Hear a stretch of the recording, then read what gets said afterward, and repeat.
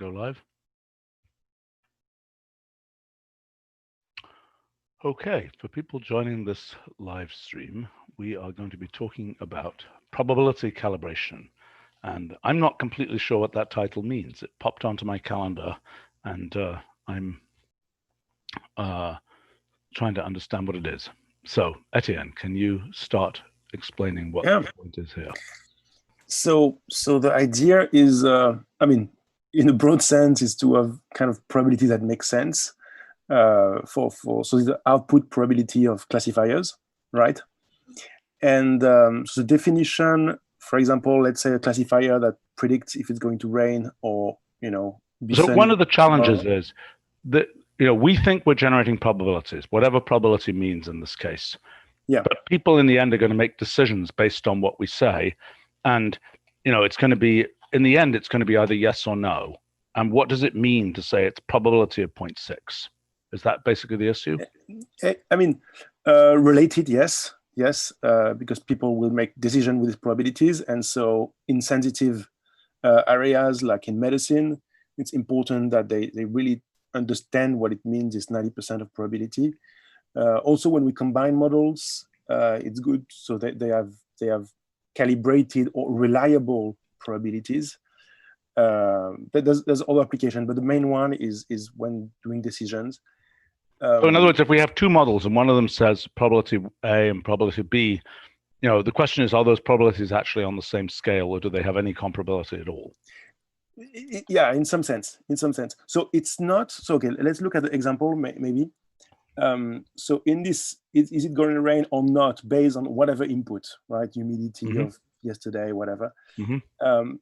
A classifier is said to be calibrated or reliable.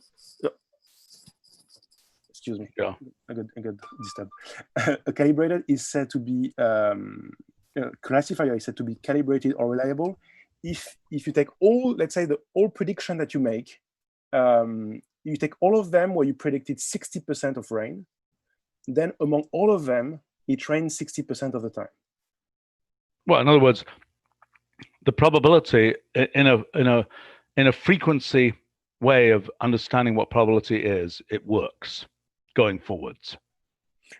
Yes, except that it's different from a good model. That's an important thing to understand. That's what I put at the third bullet point.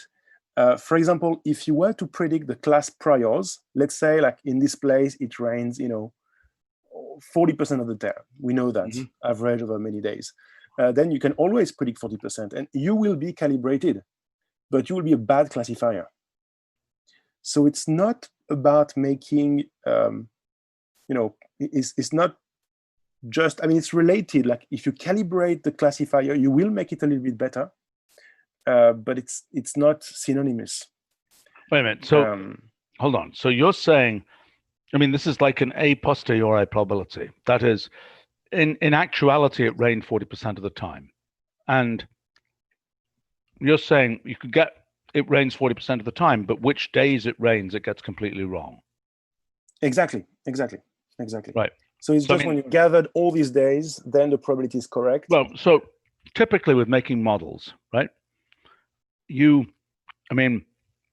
There's something you care about in the model, and there's other things you don't care about. You might only care about the fraction of the time it rains, because it might be, based on how much your crops are going to grow, or it might be you really care, did it get right which day of the week it rains on, right? In other words, for different purposes, you might want different things.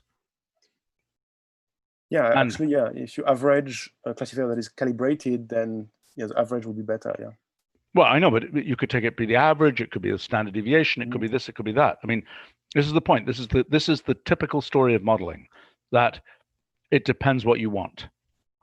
That is, the question of whether it is good depends on what you're, I mean, in the machine learning world, this is some kind of loss function question, but in the more general world, it's like you need a meta language to describe what it is that you care about in the model.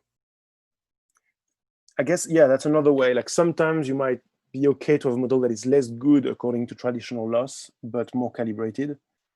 So the traditional loss here will be the likelihood on a test set. So right. To maximize the probability of the correct outcome. Right, but in this question about, are the crops growing at an average rate, what you care about is the average number of days, which isn't the individual likelihood of hitting a particular day. Is it going to rain on Monday? Yeah.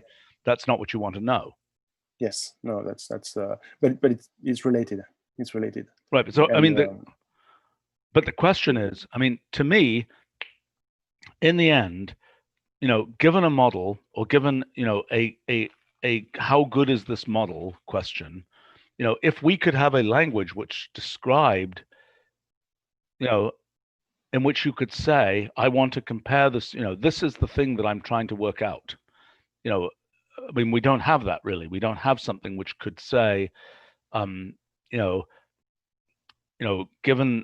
like we could just say the mean of these things is close to the correct value, or, in other words, it's essentially a target.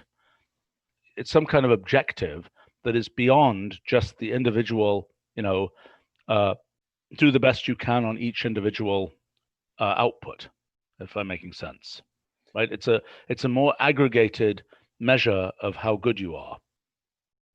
Yeah, in general, we don't need it's enough to define things on single output. And actually, in that case, if we use a likelihood as a metric, it will push to have the model that is calibrated. Likelihood on the test set. The problem is that in practice, if there's some bit of overfits, if the model is not good for whatever reason, then you end up with miscalibrated.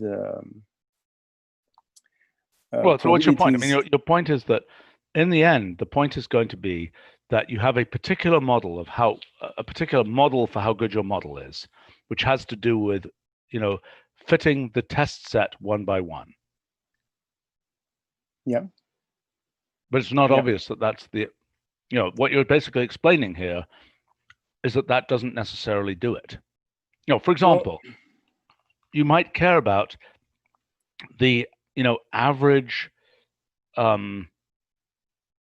let's say you're doing you're computing things in buckets of a week.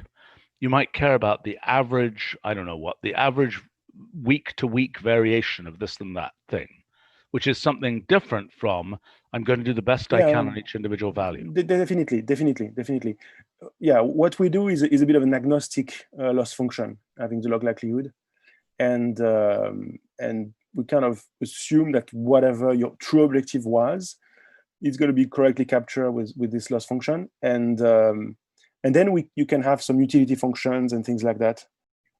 So we have way to express your goals more specifically. It won't change the training. It will just change the way decisions are made. Mm-hmm. They're all independent, for example, though.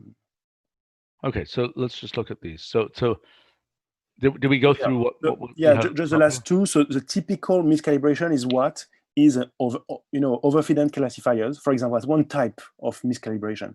Something that that always predicts very high or very low probability. Yeah, I'm sure if I give it a picture of something or other, yeah, these probability estimates for pictures seem totally. How will we even calibrate that? That is, if I say, Yeah, Imagentify, I didn't test, but I'm pretty sure it's miscalibrated, because it happens to be the case with model neural networks trained on images. They tend to be miscalibrated. They tend to be overconfident, actually. Of course. And yeah, sorry. Go ahead. Let's just. Yeah, no. And the way to correct that is to train. One way is to train a model on top of the probabilities. But I don't really understand this. Without a distribution of things in the world, I don't understand what these probabilities really mean. Okay, it's assuming that the test so slow examples, the example in which the model are going to be used on, are according to the same distribution and independent from each other. So like they're independently sampled from the same distribution as the training examples. That's what it assumes. So that's kind of the hypothesis we make, and then we say, are we calibrated according to this hypothesis? Of course, if the test data is according to a different distribution, then that's another story. I know, but so in the real case, what we care about, the fact that this is a saurian with 0.998%, probability, it just seems crazy to me, or lizard with that probability. I mean, yeah, if we did our job right, it might be calibrated. But I mean, at the level of things in the world, is this a lizard? Well, I might say, I would guess it has a 95% probability of being a lizard, right? But there's all kinds of other crazy things that it could be. Sure. It's not the true probabilities. That's the thing, is that it's not like a perfect classifier would give the true probability in the sense that, in the sense that it could actually be something else. Let's say you blur the thing, and that there's not a right and there's not a obvious answer. Then a perfect model would give the correct probability. Given this blurred image, it could be 40% of chance to be a lizard, 20% of chance to be whatever. What do those probabilities mean? I mean, in other words, if I were to sample things in the world, I mean, I just don't understand. What is the underlying, probability distribution? Okay, so it assumes that the test data are the same probability distribution as the training data. No, I understand, as the training data, right. Yeah. And if this assumption is true, then that's the the metric is to, so we are learning a conditional distribution, right? Yeah, but you're also learning a probability distribution, which I don't understand. That's what it is. That's what it is. That's what it is. So you measure the probability distribution of label given the input, and our metric is to minimize the distance between the true probability distribution and the one that we are modeling. I understand, but the thing is that the probability distribution for pictures is something very wild that we don't really understand. It assumes, yes. It assumes that, Go ahead. That the world, it assumes that the world is restricted to what's shown during training, so that the world is somewhat represented by the training data. And in this training data, if you pick something that is somewhat representative, a sample that would fit in the training data that is not an outlier, then those are the probabilities. That is the distribution that models the training. Look, well, okay, we should go on, but I'm not buying the idea that we have a, in this kind of, yeah, if you change the distribution, you change the probabilities. Yeah, you're right about that. If you change the distribution of images, you change the probabilities completely. So they're not valid. If you only use your image identifier to identify cat versus dogs, then clearly there's going to be some probabilities, that is not cat dogs, and they are wrong. It's just because we don't have the right prior information. That's why we have this class prior thing, for example. That's one way to control that. And you actually say for your use case, what is the prior distribution? What is the marginal distribution of the classes that you will encounter? And this then corrects the probability to take that into account and have good probabilities. So that's, but that's a little bit, yeah. Let's keep going with what you were talking about here. So it can be overconfident, it can be underconfident, and typically neural networks are overconfident, at least the model one, at least on images, when they're trained on images. Modern one are overconfident. Why?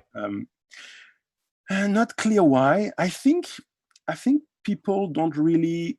I'm going to give you a hypothesis. My hypothesis is that your model for the probability distribution is wrong. That is that when you think, there's a certain set of basis functions, because you're basically modeling some, space of functions and so on, or some pretty complicated space. And and I'm going to claim that the reason this is wrong is because that space is not being correctly modeled, because we have no idea how to model that space. I disagree with that, because you can have a very simple model that is calibrated. Again, it's not like being good or bad. It's just about being calibrated, not being overconfident, underconfident, and so on. So I think it's more that people just don't really care that much when they train. Like they might select the model that has the highest accuracy, for example. And by doing this, by not selecting the model that has the highest likelihood, you are biased toward model, I mean, that not necessarily well calibrated. I think if you use a correct metric like the likelihood, and you're really careful about, trying various hyperparameters, various architecture, and so on, and to try to really minimize the likelihood, then you probably end up with something calibrated. At least, I mean, I'm not entirely sure, but that would be my guess. Is that yeah, various people on our live stream are correctly commenting. There's nothing probabilistic here, right? This is just, we are calling this a probability, but it really isn't. I mean, in what sense of a probability, I mean, we can go to the definition of probability. We can say it's a belief of the model, and right. Yeah, I know. I mean, it's a word that has some, where the hard meaning is typically about ensembles and frequentist type things, and any other meaning is kind of soft. But go on. It comes from several origins, actually. The first origin is just the inherent noise in the data, which is not very present in image classification, right? This is clearly something that is, but on many data, like predicting somebody is going to die or not on a Titanic, given their sex and class and so on, there's no, perfect answer, right? It's only probabilistic. There's too much noise. So that's the main thing. Then there's a lack of training data. You don't have all the data in the world, so you cannot have. And then there's the fact that the test distribution is different from the. So that's kind of the main source of.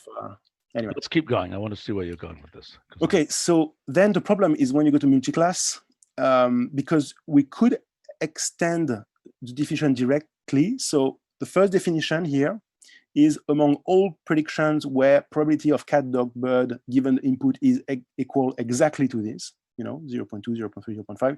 Then if you do a tally of all these, predictions, all these classifications, then the probability is the same. This is kind of the natural extension of the binary classifier calibration. And actually, we use this definition to train a calibrator. The problem is that you cannot really visualize calibration with this definition. It's a bit, I mean, you will understand. I'm not understood this. I'm not understood this. You're saying, given that I know it is one of cat, dog, and bird. Yeah. Are these? I'm sorry, I didn't understand what you said. Yeah, that's. It takes some time to wrap your head around that. So you take all the prediction where you predict exactly 0.2, 0.3, 0.5 for cat, dog, and bird, respectively. When you do this vector of probability. Wait a minute. So you're saying you've got a distribution of pictures. And exactly. Those pictures, you're not ever going to get exactly 0.2. Of course not. You have to do some binning. Yeah. Okay. So you're saying I look at the PDF of the joint distribution, and I say the PDF. It's predictions. It's a predictions, not the PDF of the. I mean, it's a. It is, but you're telling me this is the probability here. This is the predicted yes. probability. Yeah. Okay. So yes. Okay. You're saying it's the PDF of the predicted probability, PDF at the point 0.2, 0.3, 0.5. I'm very confused. No, it's not the PDF. It's not the PDF. Look, it's just the each image gets a probability for each class, and you have a classifier with cat, dog, and birds. And you take all the image where the model is in the area of feelings that there is 20% it can be a cat, 30%. I know, that's what I would describe it. And half, and all those images, you just bin there according to the true label, which this is really a dog, this is not a bird, and so on. And in those images that you have binned, you check that the actual number of image in each bin corresponds to those frequencies. Okay, so let me repeat what you're saying. Yeah, I think I get it. I mean, what you're basically saying, the thing I was saying is not as far off. I mean, what you're looking for is a PDF of, you ask, this, you could think of your classifier as generating a probability distribution. It says for as a function of the image you fed in, you know, what is the probability as a function of the image you fed in? Okay, so what you're saying is there's a neighborhood of images for which, and then there's a PDF associated with that.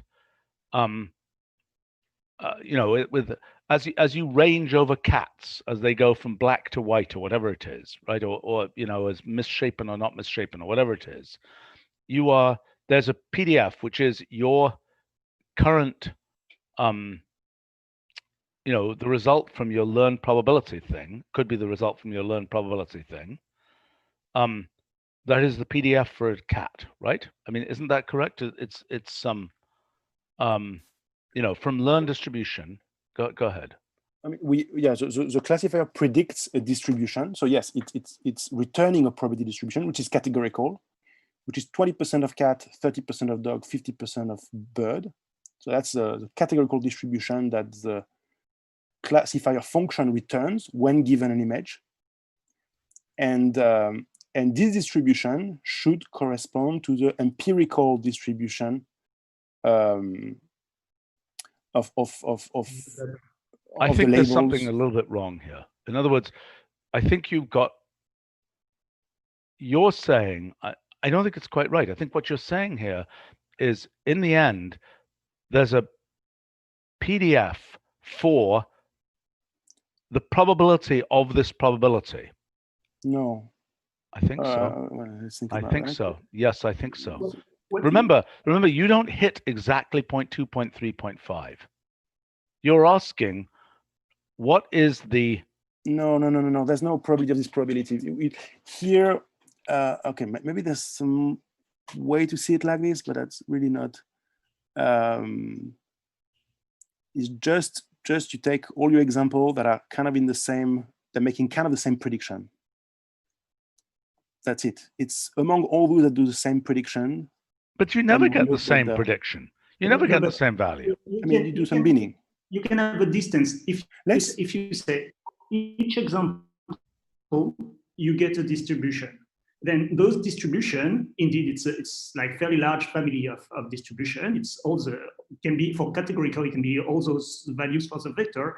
And you look at the neighborhood of distribution, which are very similar. I mean, you can. I know. So, which is a story of probabilities of probabilities. I mean, that's what you're talking about there. And then based on that, you say, is the distribution that on a frequencies basis, is the distribution that the network or whatever classifier give to those objects, does it actually give a good insight of the distribution of the object? Right, but there's okay. Let's keep going. I think this is a muddle. Yeah, I really don't think you have this quite right. I'm pretty sure I have, but okay. I am. It will make sense with the next one. All right. Okay. Next one is the simpler one. Okay. Okay. Let's do the simpler one. It's now whatever probability prediction is made. Okay.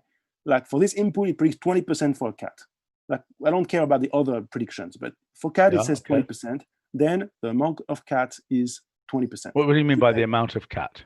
For the amount, if you gather all the images that gave about 20% for cat, okay, plus or minus epsilon, then you take all this image, then you look at the true label, then the amount of cat in this true label, there's 20% of cat among these true labels. Okay, let's go through this example in more detail. Okay. Okay.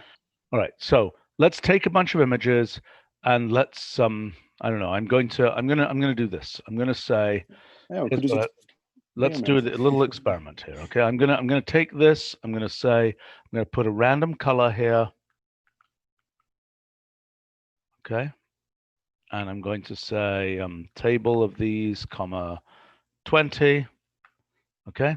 And now I'm going to say for each of these, I'm going to say image identify of that, comma all, comma 5. Actually, I could just say, is it a lizard? Shall I just do it? Is it a lizard? Exactly. So what should I do? Image. What is the thing? Image. Image identify, I think. Huh? No. I want to do the image cases. Oh, No, image instance Q, or Yeah, that's right. But does that have probabilities? not sure. No. Okay, I guess, all right. I mean, that's recognition prior and so on. So How do I get the probability that it is a okay. lizard? It will be with image identifier, I think. Yeah. Okay.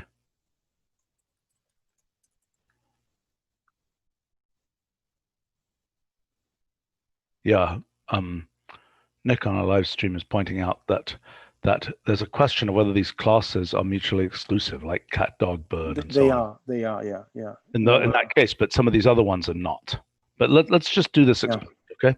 So let's image identify. So what I want to do, how does it work with image identify? I want to say, is it a lizard? You say category, so you say lizard. I think you put Okay, image. okay, the image, then I put the lizard category. Yeah. And then what do I say? Then I say. Then there's a number of possible identification, because it will also put the children of lizard, I think. Category is like the. Okay. So you can put. Okay. It's annoying. You cannot ask really for. You'll have all of them. So I guess you have to do all. Where? That's a bit. The third argument. Third argument, you might have to do all. And then probability, yeah. And then you will find the lizard one, which is not a great. Unfortunately, we don't have a built-in classifier. That would be direct with a built-in classifier, but. And then you would ask for the lizard. So this is only lizard. Okay, so then I have to select in that for a lizard. Exactly. So okay, so then I take the lizard part of that, and maybe some of them won't even have a lizard part, in which case we'll just get missing. Okay. It's, all right, fine. I mean, you put all, so you should have everything, including lizard. Oh, but wait, no, but now we said it was a lizard. Okay, no, that's bad. That's bad. When we said it was a lizard, we didn't say anything was a lizard. We say category. Second argument, we say it is a lizard. Now tell me among the children of lizard. I think. Oh, I see. You know what? You have to grab the net model to do the experiment, and that's going to be direct. Okay. Which also calls to having image identifier as a built-in classifier. So you can say Wolfram exactly image identify, which won't be the exact same label, but whatever. It's okay. Now what do I do? You give it. Let's see what. Yeah, let's see what it. Okay. But now, how do I tell it that I want the? I mean, comma probabilities. Yeah, comma probabilities. You can see. Yeah. Or is it top probabilities or something? For example, you can do that just to see what are the top, but then we will want to ask a specific probability, and it's all the lead. Like there's no hierarchy in this network, so we have to go with European green lizard, for example. Wait a second. I want to know if this thing is a lizard. How do I find out? You cannot with the net. You cannot. You can do identify. Then let's use image identify, and let's just say all here, and let's select the lizard part of all. Okay. Yeah. That would work. And it might just be a bit slow underneath, but I guess actually that works. Now we have the probability of lizard, yeah. Okay, terrific. All right, so let's go through here, and for these, let's say data equals this.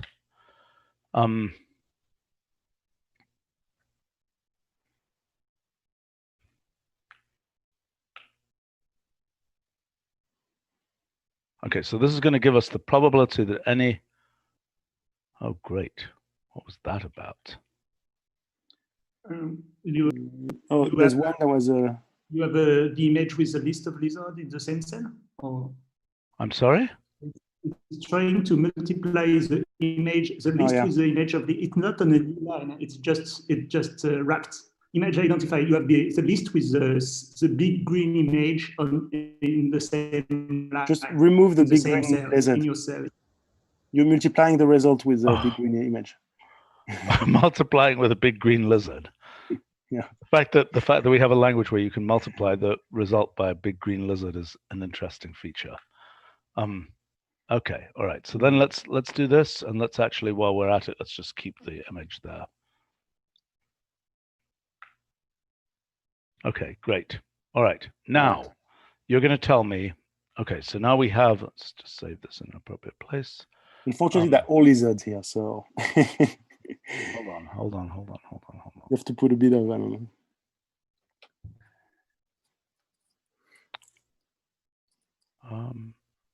Gosh, where do I have? You have similar stuff in your neural net framework folder. Thank you.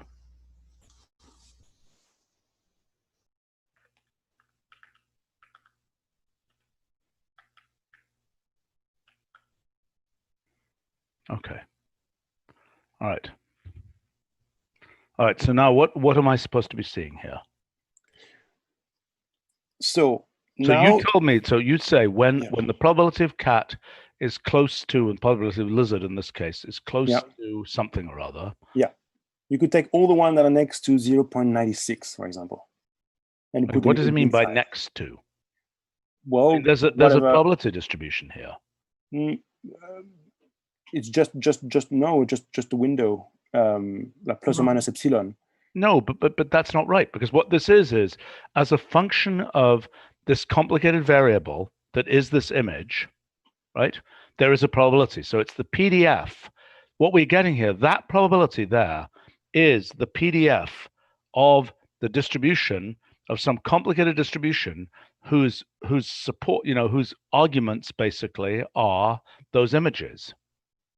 It's a PDF for the value lizard.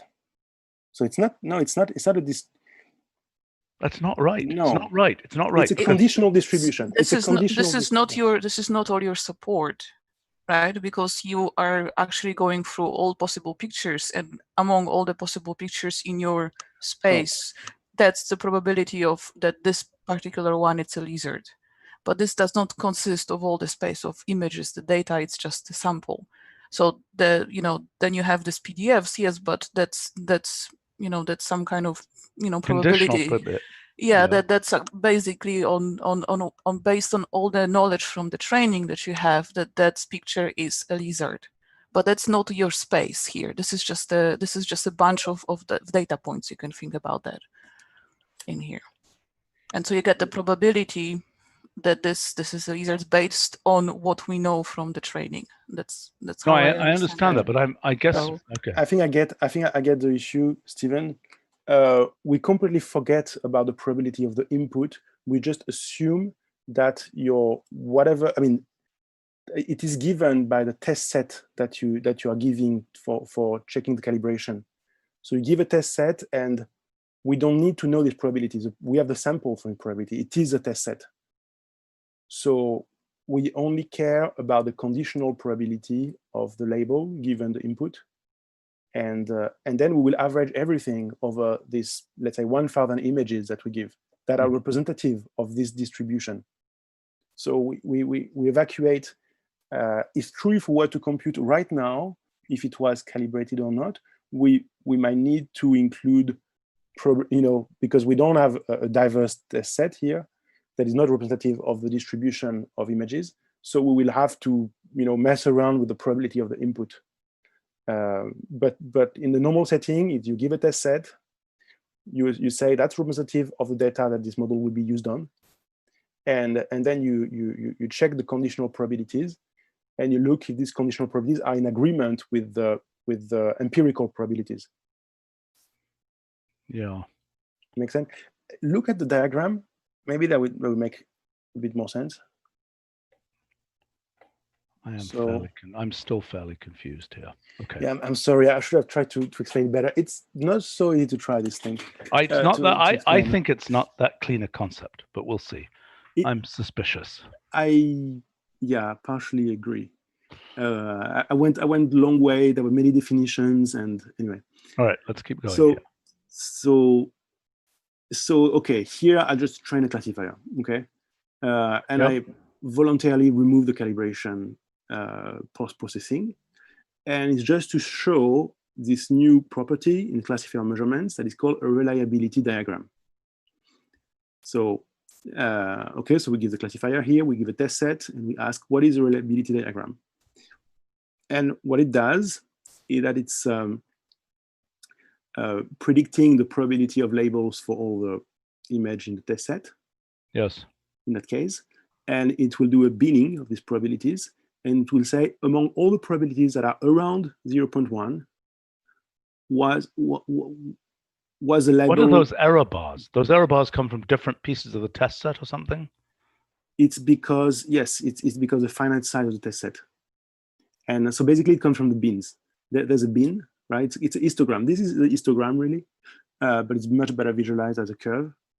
And so this histogram is due to the finite size. Okay, so actual probabilities in the training set or the test set? Test set. Okay, you know that there are actually 15 lizards out of 100 pictures. Yeah, in the bin. This is really, you have to look at one point. What? Right? Okay, so given that the classifier said there was a certain probability for something to be a lizard, is that right? Exactly. I mean, this is all mixed up. Hold on a second. Hold on. This is okay. So, this is assuming disjoint outputs. Is that right? Mutually exclusive. Yes. I mean, all our classifiers are assuming that. Yes. Okay, fine. So mutually exclusive outputs. It says it's got an output A. In other words, it predicts a certain distribution of outputs. Okay. It says, yeah. I'm so confused here, but I mean, there's A, B. Everything has an output. Everything when you feed it the test set, it says there are 10 A's, 75 B's, and 2 C's. Right? Yeah. Okay. When you feed it the test set. Mm-hmm. And then we look, how many A, B's, and C's are there actually? Well, there's a certain probability for each A, B, and C. So how do we make the single actual probability here? Answer, what we're doing is we're saying for a given, we're conflating equivalence classes of objects. If lizards and pandas happen to have the same probability in the test set, they would appear as the same as contributions to the same bin in this picture. Is that correct? No. Yes. No, it's okay. Let's say it that way. Okay, I have a bunch of images. I'm predicting their probability vector with a classifier. Mm-hmm. So in that case, it's MNIST. So I have 10 probabilities per example. Then I'm going to look in this big matrix, right? All the cells that have a probability around 0.1. This means that I understand, which is why there's an equivalence class of if pandas and lizards both have probabilities around 0.1, they are both contributing to that that bin. Yes, true. Yes, okay. yes, true. Yeah. It's a weaker definition of calibration. It's using the second definition when I put the two, but it's the only one that we can visualize because I understand, because you have to conflate the equivalence class to get a scale here. If you were to say every single, I mean, one thing you could do, an alternative calibration, in the case of MNIST, you could literally look at, for each of those 10 bins, you could just say, what's the predicted probability for that bin? What's the actual probability for that bin? As opposed to this picture here, right? So for each bin, you would have two numbers, the predicted probability and the actual probability, right? Yes, exactly.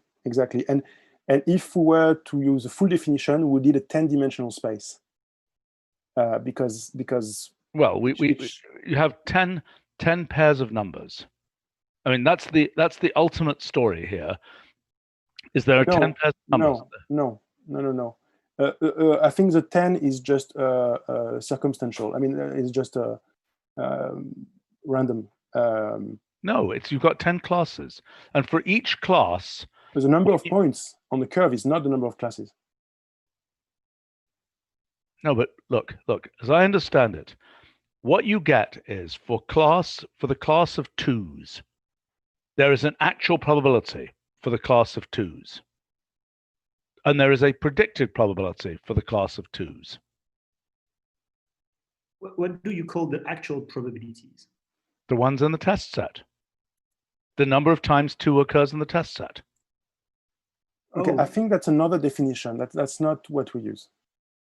That's another definition you're talking about. Oh boy. That's not what we use.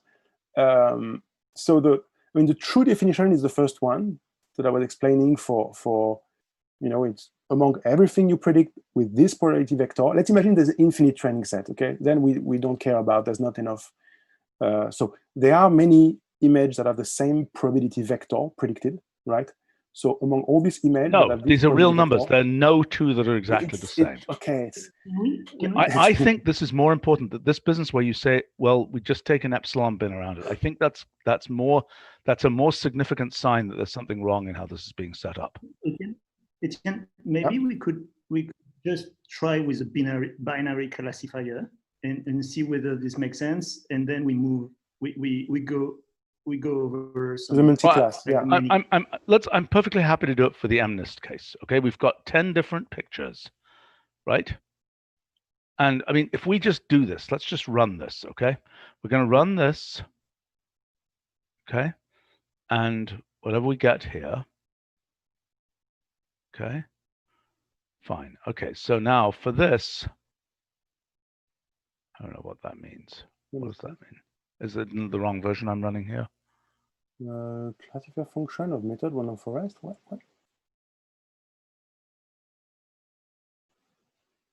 And maybe I'm running the wrong version here. I don't know. Was calibration put on master again? I think so.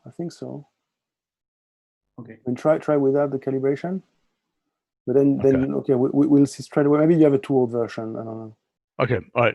Doesn't matter. But now what you're saying is, if I look here and I run this on the test set. So let's say I run that classifier on the test set. Exactly. Let's do it for real. Right. So we run it on the test set. So you have to get the probabilities to do anything. So. Well, but what am I? Like do random forest of. What are we talking about? Random forest. You need to run on the image, not on the test set. I mean, you don't. Yeah. Oh, I see. Random forest of test of all one. Test and then part all one. Yeah. Okay. And that's going to be all the. So I need probability here or not? Probabilities, yeah. Probabilities. Why do I need probabilities? The first thing I want to know is how many of these there are. So I want to just say counts here. That's my little frequentist probability thing. Yeah. Okay. All right. Yeah. So that's the predicted. So now I want to say counts of test all 2. Yeah. Okay. So now let's say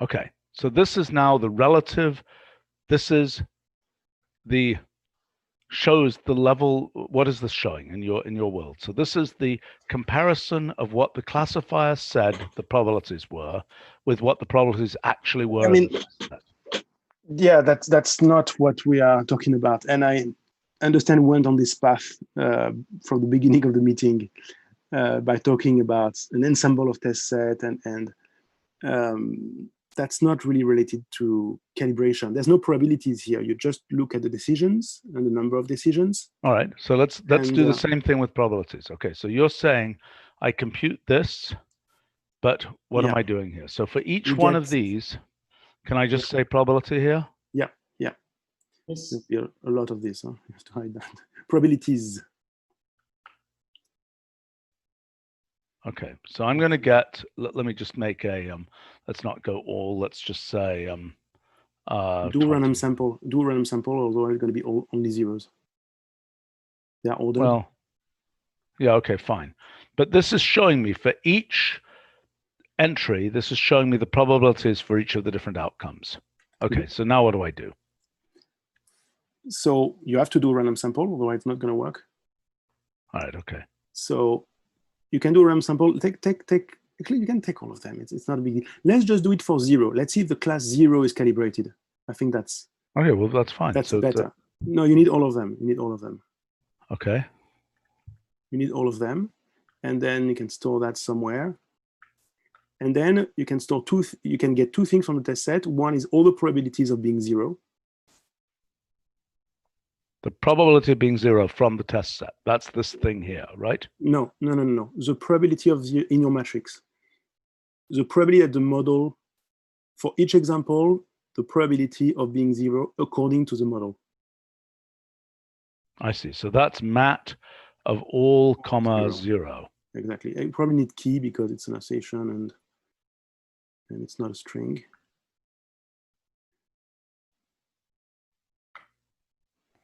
Okay. Yeah, this is, exactly. And now you're going to grab all the ones that are next to, I don't know, 30%. Oh, I hate this idea. 10%. So well, yes, let's go. Just be okay. clear. Let's just be clear. There is, okay, so this is the PDF of the probabilities predicted by the classifier. I don't know why it has those gaps in it. That's very mysterious to me. Do you understand why it would have those gaps? Random forest. Yeah, it does some partition of space and yeah. Because there weren't any trees somewhere or something. No, I'm exactly. joking. There were not any. Yeah, it kind of. It was deforested. It was some kind of. There was a logging problem. Or it was on the side of a leaf. Let's say like this. Okay. All right. Okay. Predict the center of each leaf. Okay. Fine. So I've got that distribution. It's a little bit wonky. Now, what am I doing with this? So it's not related to that. Okay. It's what not is it related to? It's related to like you have to find the position of all the probabilities that, let's say, near 0.1. So let's say between 0.09 and 1.1, let's say. So you can have the position of that. So I guess you need a. What am I going to do with those positions? Then you will extract their labels.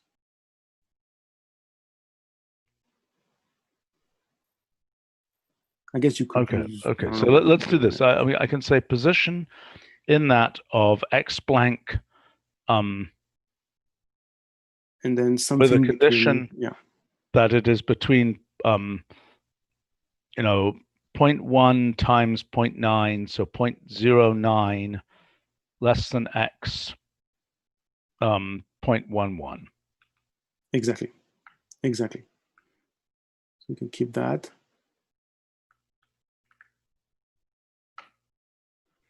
Exactly. Okay. And now we grab the true labels. So what do you mean by true labels? You mean the test set of the test set. So you can do test. I see. So test of this, comma 2. Yeah. Of this being the list of position, percentage or something. Instead of all. Instead of all, yeah. Oh yeah.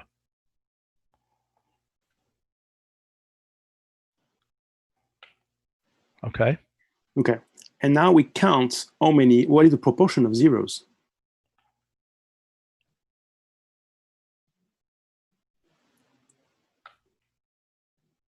There's 2 zeros divided by, so how many things do you have here?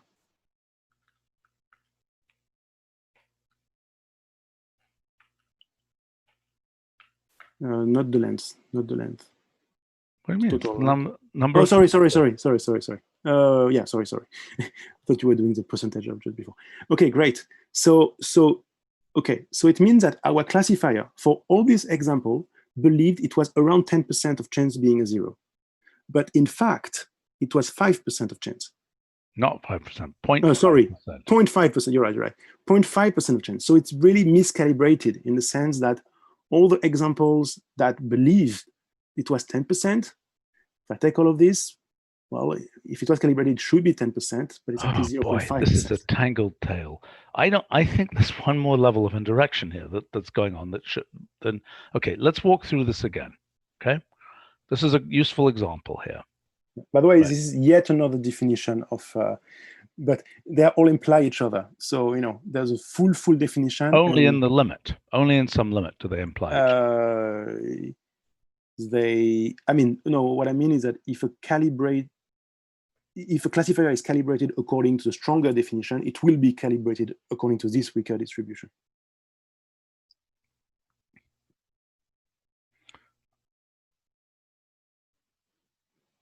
I have a bunch of comments on a live stream that are interesting, and I'm trying to parse them. But hold on one second. So I'm still trying to understand what. Okay, let's walk through this again. Let me try and re-explain what this did. Okay. So we're asking, what fraction of the time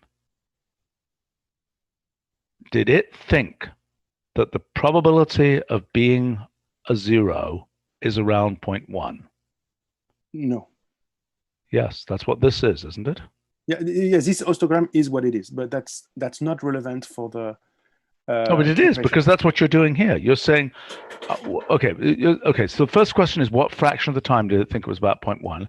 And then you're saying, when it thought it was about 0.1, when it thought the probability of being 0 was about 0.1,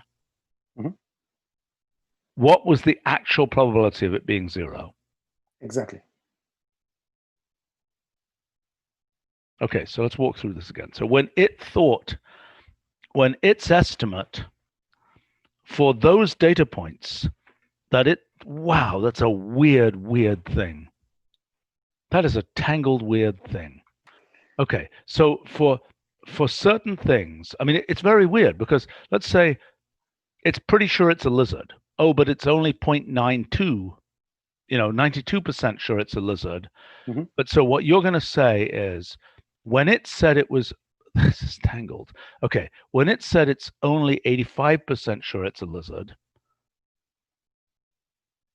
you're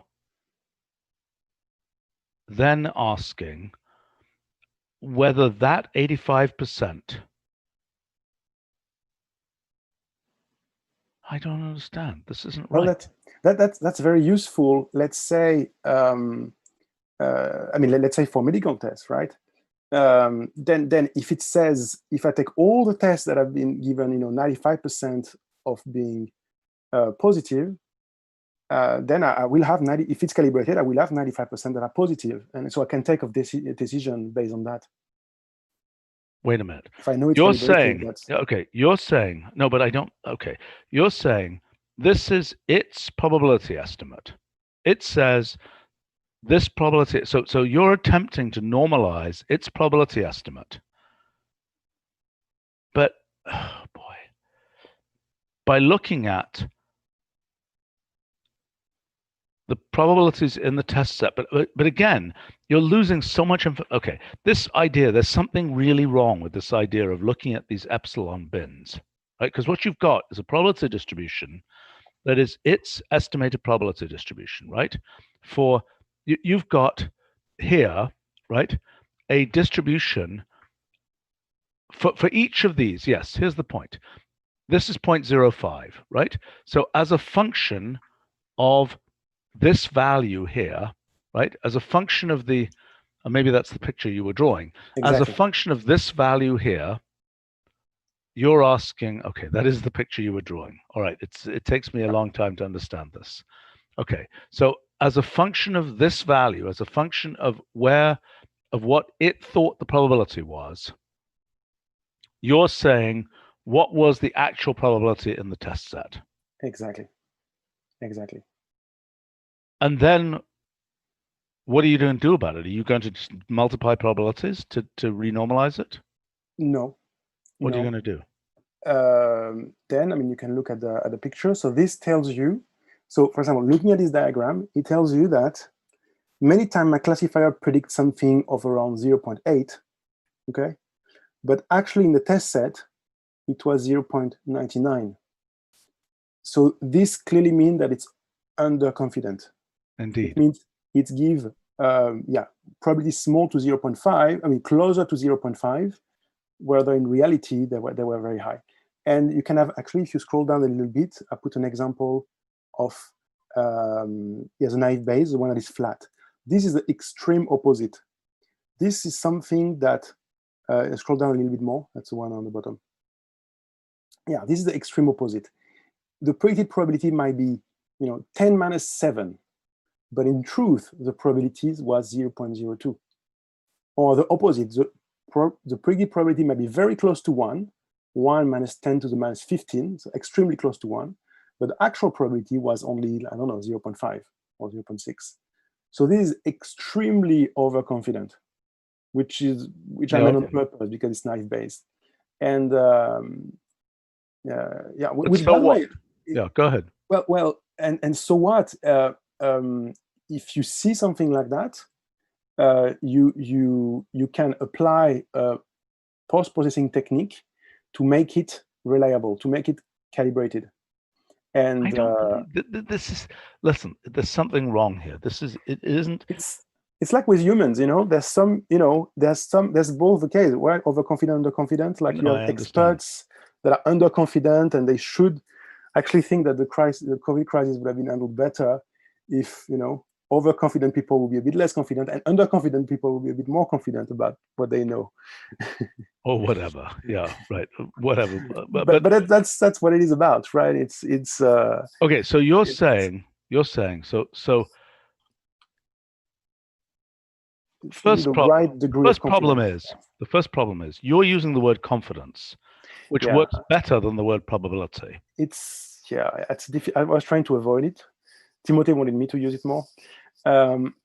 There's one definition of calibration that only use the confidence, and confidence is the probability, is your top probability. Is, you don't care about all the probabilities, like probability of cat, dogs, whatever. It's like if you think it's a lizard, that's your confidence. It's 0.9. It's your confidence. No, that's not. What are you talking about? I mean, so there's the word probability that you're using. Okay. Yeah. Is it a lizard, right? Yes. But the fact is that the word probability is pretty confusing. It sounds mathematical, but it's actually something very bizarre that is barely mathematical. It's just belief. Could say belief. Level of belief. Yes. Which many people would call confidence. What are some other synonyms for that? Certainty. Let's call it certainty for now, okay? Rather than probability, okay? So what we're saying is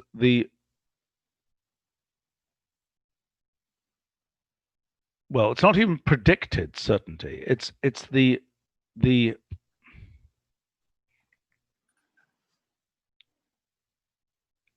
it's the seen as your predictions.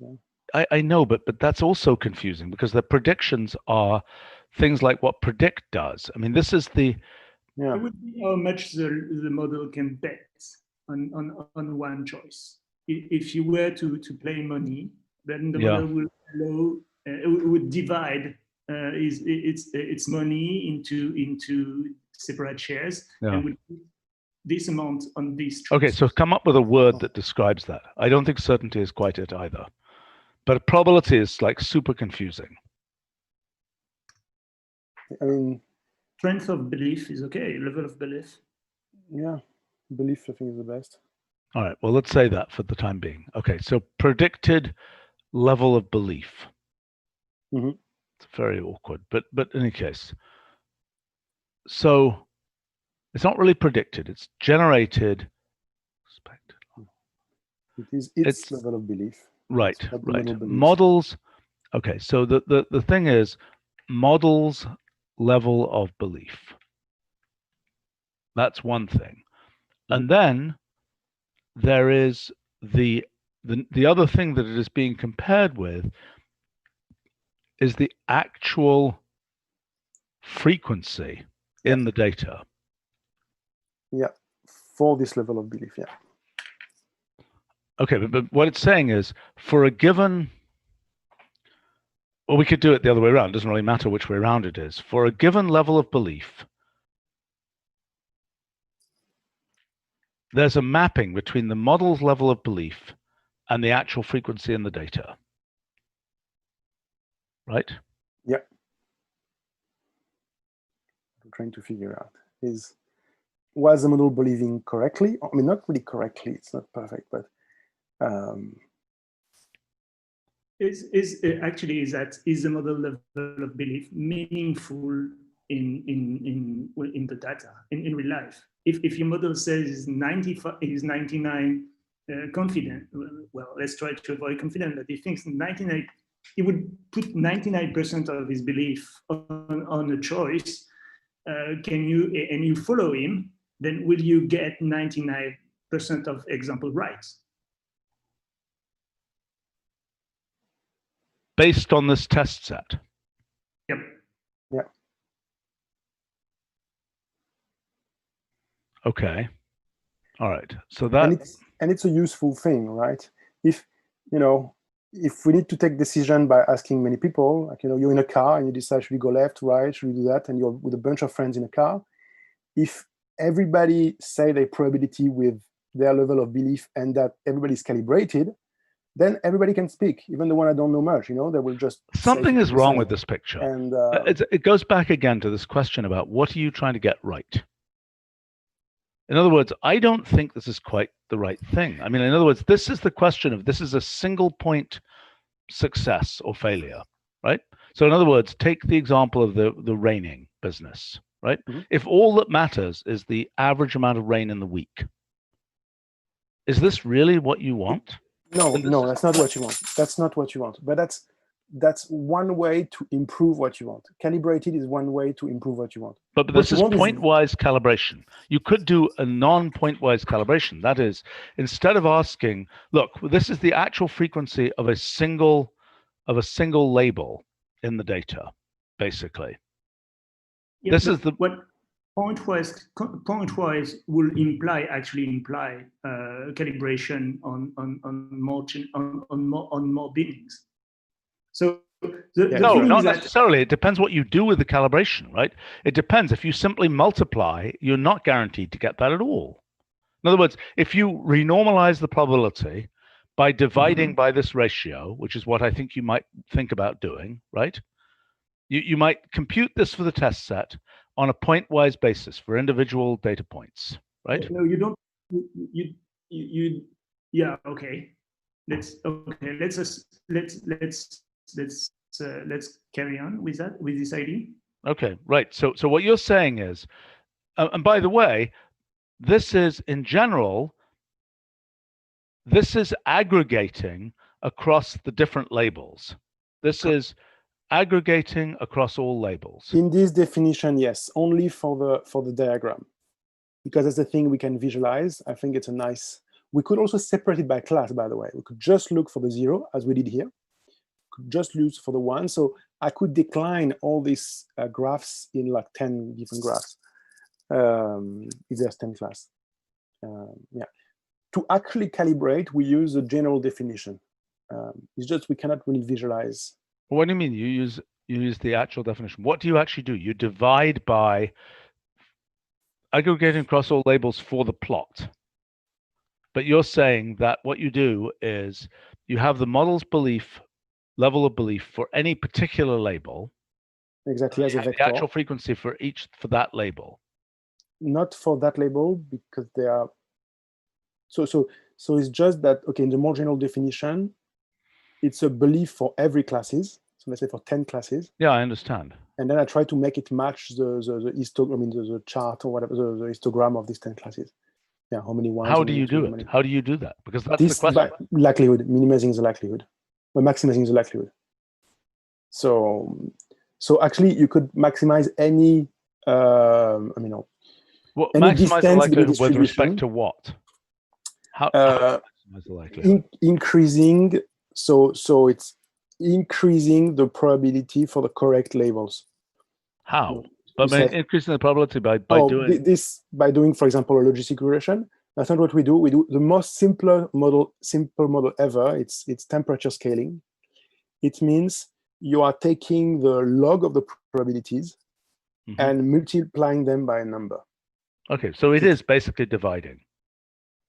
By taking power. That multiplying the log. Yes, actually, power. Yes. Yeah, basically we take the probability, exactly. So your model is basically to rescale by changing, instead of a linear scale, you assume that these pictures basically, or these pictures as computed for a single label can be corrected by basically making, so this is a log-log plot. So you're literally just taking this and turning that line. Kind of, not exactly, but kind of. By the way, it's not a log-log plot. And it's log-log plot. What is it? Well, look at it. It's between 0 and 1. So it's indeed log close to 0 and log close to 1. Is it a probability curve? I mean, is it based on the normal distribution or something, or what? No, it's based on the logit, on the inverse of the logistic sigmoid. Okay. And I also made a suggestion because I think it's so great, because it's one way to, map any interval to. It is nice. We should have that as a scaling function for plots. And can we do that? We'll need that function inverse logistic. You can create it, but it has to be custom. And then there's a big of a problem for the ticks, right? Because it's not. No, but there's a the whole point is there's a scaling function. No, right? I know. With this, you can use with scaling functions, and you put the logit. You can do it right now. Like you put logit, and then you have to put logistic function. I mean, not logit doesn't exist, which is also a function we should have, by the way. Yeah. Okay. And the problem is that the automatic ticks is decent. It got the log part. Okay, so you're saying it needs a special case for this example. Yeah, it sounds like a good idea. Feed it to Brett. But fundamentally, what's happening here? Okay, so the part of this that is in the log-log regime before it hits the flat middle, so to speak, you are basically just distorting this by rotating the curve. Kind of, yeah, very close to that. Okay, all right. So then. Boy, this scares me. I mean, because in a sense, we got a whole tower of unknown assumptions here, which I don't really know how to untangle. I mean, this is the famous model-independent modeling story, right? And the trouble with it is, okay, so my concern is, in the end, if people are actually going to make decisions about things based on this, the fact that it's based, I mean, this is state-of-the-art machine learning stuff, but I think what we would like to be able to do is to peel back what's going on to the point where there is a somewhat understandable story about, levels of belief or whatever else, so that, I mean, look, end result of this is people are going to make decisions based on output of machine learning classifiers, right? And the question is, what is our measure of success? That is, the car goes left rather than right, and therefore, runs into something or whatever. Now, what is the thing we're trying to do? Are we trying to get, what somebody might say is, oh, I want 5 nines reliability or something. Okay, that's the end result that they want in the world. So then the question is, how do we go back from that to say, okay, so then this is what the classifier has to do, and this is how you test that you're achieving that? Because that's the kind of thing somebody's going to want, in the real world. We can say, well, our level of belief function is this and this and this, but it's like, what does that actually mean? Yeah, I mean, this is the role of classifier measurements, really, right? You do a test set and you compute accuracy, all the metrics, and but the test set that see, the problem is this. I mean, yes, you're right. The test set. So what we're saying is, okay, so here's what we can tell people. We say, yes, all we can tell you, we can't tell you what will happen in the real world with things that we've never seen before. Definitely not. Because that's, in a sense, it's like, unlike an algorithm of the, unlike a traditional, you just, there's a different kind of statement and contract that we can make when it's using this extrapolation from examples idea. And so what we have to be able to tell people is, if you ran it on the test set, then you would get, in the end, what we want to be able to say, I think, is if you ran it on the test set, then, if you tell us your decision making and your cost for failure and so on, then we can tell you that running on the test set, you will achieve the following result. Yes. Okay, so that's what we would like to be able to say. And we would like to be able to say, and then then the black magic comes in, and we say, and we've done the best we can to extrapolate from the test set to what we think is going to happen in the real world. Because clearly, you can get any result you want on the test set by just hacking it. You just put in special cases for the test set. I mean, the idea is to have your test set that reflects the. I know, the real world. but all we can say for sure, all we can sort of certify is that look, this is where the black magic comes in, right? The whole claim of machine learning is if it works on the test set, it's going to work comparably well in the real world. Because, and you would say, well, if it doesn't work as well in the real world, that's because you had a bad test set. But that's really not good enough. I mean, that's, it's like saying, it's like saying, right? Yeah. So I mean, what has to be the case is that that most of the time, and by the way, it should give you, in a perfect world, it would give you diagnostics that say, look, we don't know whether your test set agrees with what's showing up in the real world. We only know, we are purely living in an artificial world of the test set. But we are hoping people are using these things on the basis of the idea that the extrapolation to the real world is going to work. Right. So in other words, we could clearly, so let's understand what it is we're certifying here. We're saying that on the test set, we have a bunch of hacks that will get the probabilities that it says the level of belief that it attributes will agree with the probabilities in the test set to within some margin, let's say. Right, so it's calibrated it's calibrated its level of belief to the probabilities that show up in the test set. It's test is just for testing, so we don't calibrate anything on the test set. That would be called a validation set. What I do currently is inside classify. Inside classify, we have calibration thing. It's automatic. There's no tool to do that. It's automatically.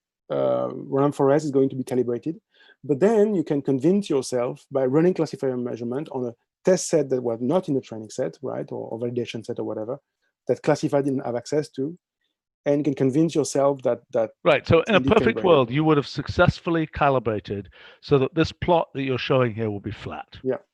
Right? You can see if you scroll down a little bit with the calibration activated inside classify, and by the way, this is the unscaled version. This unscaled version, what I call classic reliability diagram, because people don't use this logit scaling anyway. Wait a minute. Other topic. Okay, fine. But where is the one? Scroll down. It's going to come right after. Here you go. Now this is the same that we spent time on, but this time with the calibration activated, and now everything is on diagonal.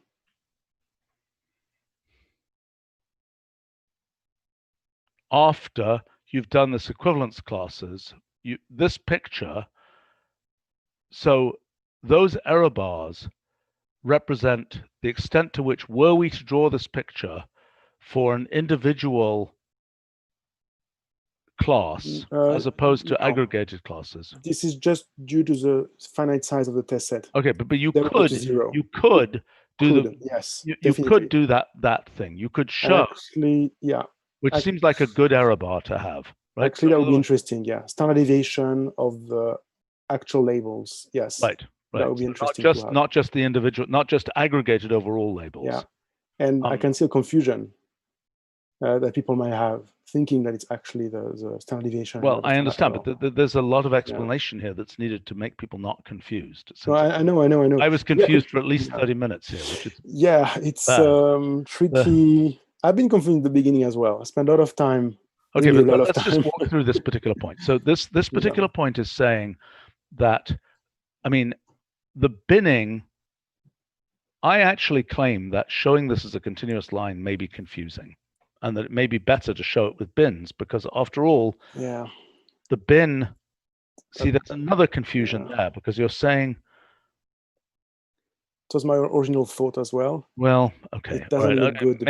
Okay, fine. But showing, because it could be the case. See, here's what I'm worrying about. I'm worrying about the case where somebody does this they run it. I mean, this is, this is the horror that led to p-values in medical tests.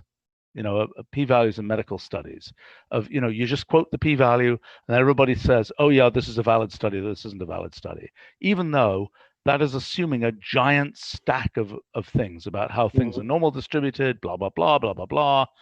And, the end result is people are confident of things and they just get it wrong. Now, unfortunately, peeling it back and saying, I mean, in modern times, probably there are ways to have sort of interactive querying of the raw data that would be much more accurate than just saying p-value is such and such. But the infrastructure for that doesn't exist. And people just, and I mean, the concern here, and it's a general concern with a bunch of machine learning things, is, people just say the classifier says blah, therefore it must be a such and such, therefore we do this, and we get it wrong. And so, I think our objective here has to be, I mean, what is the objective? The objective is either all we can guarantee is that we can tell you that on the test set you achieved the following things. Or let's say on the validation set, you achieved the following things, right? So in other words, okay, so how does it go? So first point is you've got the original training set. We have managed to get the level of belief correctly calibrated for the training set, let's say. We might not succeed in doing that. It's not obvious we could do that, is it? Sorry, I didn't understand that. I missed that. Okay, so is it obvious that we can always correctly calibrate from the training set? I don't think it's obvious that we can do it. I'm not sure we have enough degrees of freedom to do that. Yeah, it depends on the number of examples that you have, like in your validation set. You use a validation to calibrate. No. I'm not saying that. I'm saying given the training, right? Given the training set, well, us classify, yes, try to do that. Yes, I understand that. I understand that. I'm saying there are several places where things could go wrong, right? Yes, exactly. Thing number one, I think you might not be able to calibrate. It's simply there aren't enough degrees of freedom in the way this is set up. I have to think it through carefully to know that. It might be the case that you simply cannot get you can't get a consistent set of calibrations. It's first place that it could fail, I think. Not sure about that. That could be possible. Okay, so the first thing is that you try and calibrate and you can't do it, okay? The second thing you might do is you then run it on the test set, and then you can say, how well did the calibration work on the test set? Right? Mm-hmm. Okay, so now the question is, and the how well did it work is pretty multifaceted, because there can be a particular class for which it works horribly. Yes. Right? Yes. Even though in the aggregate it works very well, but it gets every panda wrong and thinks it's a zebra cross. What the hell are they called in American? Oh my gosh, I've lived here so long I can't remember what they're called. Whatever. That was his curve doesn't show everything. Yeah, if we were in 10 dimension, we could see the full. Actually, the error bars will be too big, so that would be bad as well. I mean, the truth that they are not really calibrated according to the stronger definition. Right, but the fact is that then if somebody uses this and they think, oh, it's going to recognize pandas correctly, well, turns out it doesn't. But they didn't know that because they looked at this calibration diagram and the aggregate was pretty good, but there was an outlier that was the pandas, and the pandas were all wrong. I mean, it's that's different though. It's not about the quality of the predictions. It's just about when you make a prediction, when you make a probability. So, but it's about the confidence. Is good. It's like it could say, "I am absolutely certain this is a panda." Okay. Incorrect. Yeah. Right, and therefore, when it's a, I don't know, take a different example. When it's a, let's say let's take the example of the Australian emu wars, just to have an exotic example. Does it, is it an emu, right? If yes, shoot the emu, so to speak, right? Yeah. And it could be absolutely certain it's an emu because it got that belief level wrong for that class. In other words, what's that? But in this case, if you have enough emu in your testing sets, then there is no way you can even the aggregated side. There is no way you can cheat it. I mean, I don't believe it. I don't believe it. So what? Let's say you didn't have enough emus, but the fact is, it was very certain it was an emu. Okay. Right? But all you know is that in the aggregate, we've got the level of belief roughly right. But for the particular case of emus, it turns out to be wrong. That's possible. That's possible. Right. But that's a problem, because if we then say to people, you can make decisions based on this, and you can make decisions about emus, right? Even though what you actually got, I mean, that's the point. We have to be able to understand what it is that they are ultimately going to do with it, right? Because if they say, well, I'm going to try and make decisions about emus, then we roll back and say, well, what do we actually conclude about emus? Oh, whoops, we had nothing to say about emus. So the thing you're trying to do is not going to work. It can be hidden. We could have this diagram made for each specific classes as well, if there's a class of interest. Well, I think that having just this variance thing will be a good start. Or if you have the yes, definitely. max, I agree.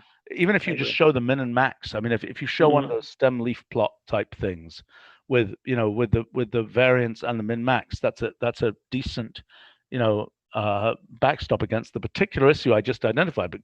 But I have no idea whether that's the only issue, and I'm worrying about all kinds of things, whether you have hierarchical classes and so on. I mean, the end result needs to be, people say they're going to use it for a particular purpose. If they can describe that purpose, what we would like to be able to do is to validate whether, against the test data we have, is that purpose going to be successfully achieved to a certain probability.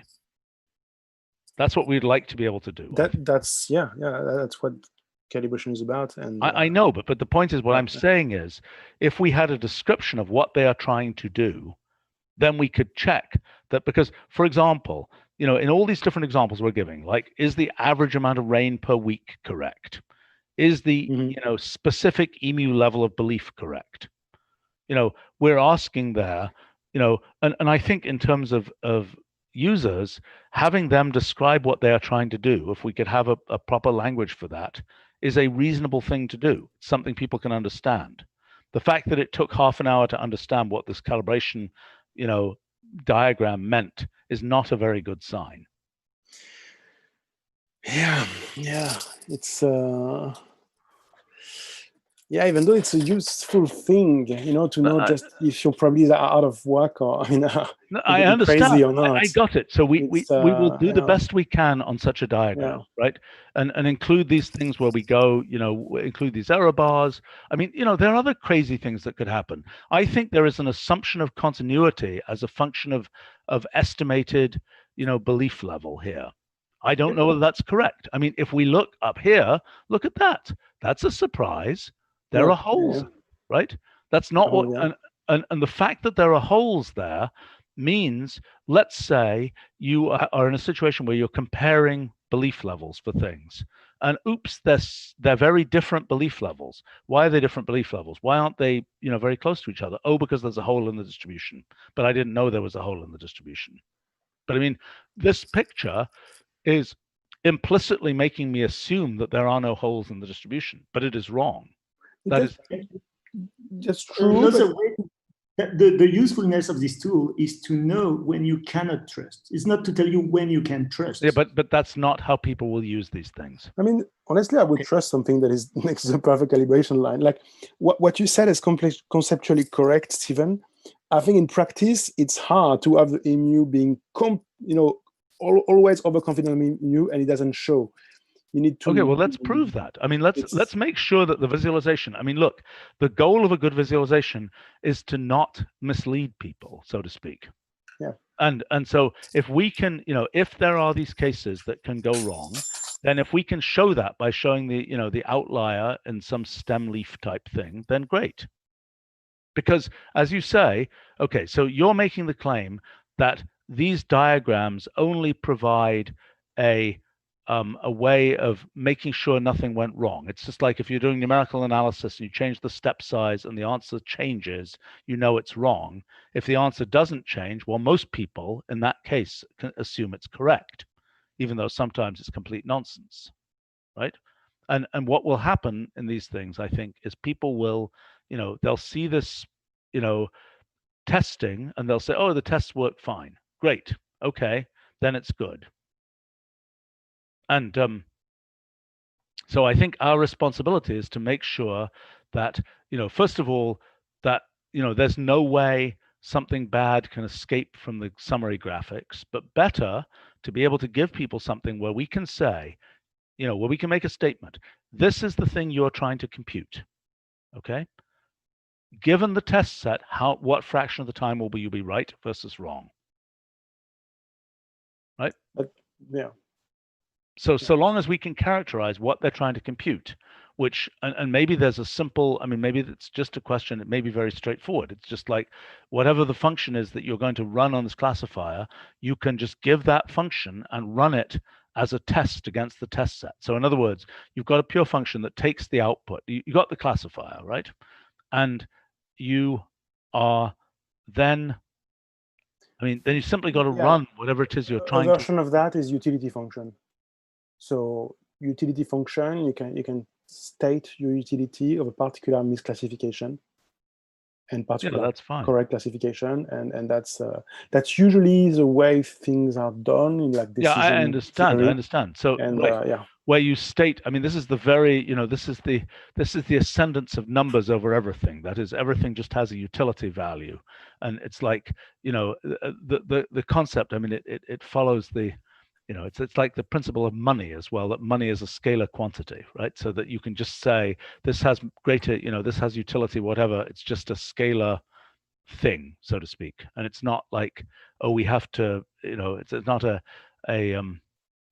right. It's just assuming that, oh, there's a certain scalar cost to making the mistake and, blowing up the ostrich instead of the emu or something. Maybe they're the same. I don't know. But okay. By the way, in terms of design decision, the name, for the properties reliability diagram, I think it's quite classic. I would prefer having the scale version called reliability diagram and classic reliability diagram for non-scale version. That's fine. Because I think the scale version is much is more useful. And by the way, so long as you put these other things in to make sure that people don't miss the outliers. Yeah. But go ahead. Yeah, the second one is option to turn on and off the calibration, which there's no symbol for that yet. So I think that has to be done more carefully. Yeah. Guess we can talk it again. Okay. I think we're going to need to come back again. Now that I think I more or less understand this, I think we need to come back in. But I really would like you to think about this, testing relative to what people are finally going to do with things. Because I feel like that's the only way. And I don't think, feeding it into a magic utility function is one thing. And maybe that's a useful thing to be able to do, but also to just be able to do things like compute the probability that you got the wrong answer. Right? So in other words, rather than saying there's a cost to getting the wrong answer, there's a cost to getting the right answer, and mushing that all together into a single number, use the fact that we can output larger amounts of information to basically say, the simple kind of user level thing, what fraction of the time will I get the wrong answer? Yeah. That's really what classifier measurements is about. Huh? If you look at the page, you have the matrix. Sorry, the confusion matrix, which is probably the most useful thing. Yes. It gives the amount of a given label that you got wrong, and we have I think that's a story classifier measurements. Huh? If you scope, I guess there should be one. I'm surprised we don't even have this one. This is a very lame page, if I might say so. This is really lame for everything. for everything it's doing here? Where are the examples of all these things? Well, they are, if you open up the stuff. Okay, that's for neural networks, confusion matrix plot. It's a classic thing. Sure. And that, yeah, and then there's a slew of measure that tell you. I'm not seeing those measures. I'm not seeing documentation for all of these things. Open the last one. Open the basic use. Where? I don't know if there's a lot of. Just there was one. I guess there's a little bit there. No, but there's not the documentation for all these different things. No, there's not all the different things. Yeah. Okay, we should wrap up here, but there's a lot of interesting comments actually on our live stream that should be looked at. Take me too long to parse them here.